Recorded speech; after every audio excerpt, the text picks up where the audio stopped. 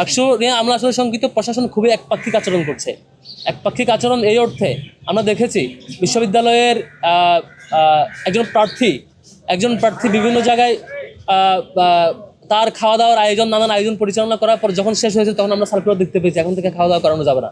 Circular আপনারা দেখেছেন, আপনারা হলে খোঁজ নিলেই পাবেন যে নানানভাবে খাওয়া দাওয়া 200-300 জন নিয়ে বিরিয়ানির আয়োজন কারা করছে। করা শেষ, যেদিন শেষ হলের শিডিউল সেদিন থেকে সার্কুলার আসছে এখন থেকে খাওয়া দাওয়া করানো যাবে না।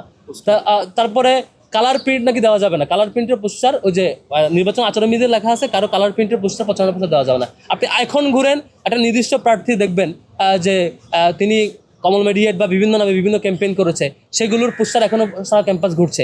সেগুলো বিশ্ববিদ্যালয়ের কনসার্ন দিলেও নাকি এগুলো এখনো সরাবে না। বাংলাদেশের একমাত্র স্মার্ট সিটি বসুন্ধরা এখন আরো নিরাপদ, আধুনিকতায় আরো এক ধাপ এগিয়ে। তারপর আরো অনেকগুলো নীতিমালা লঙ্ঘন করলে কিছু হয় না।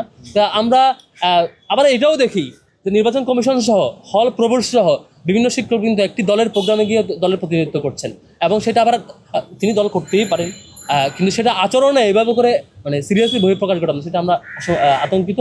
বিশ্ববিদ্যালয়ের শিক্ষকেরা যদি এরকম হয়, 90-এও এরকম হাওয়া দেখেছিলাম।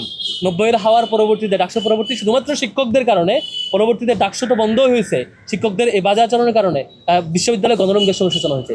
শিক্ষার্থীরা নিজের মেরুদণ্ড অন্যের কাছে দিয়ে দিলে এটা খুবই দুঃখজনক আর কি। আমরা এখন সিরিয়াসলি শঙ্কিত।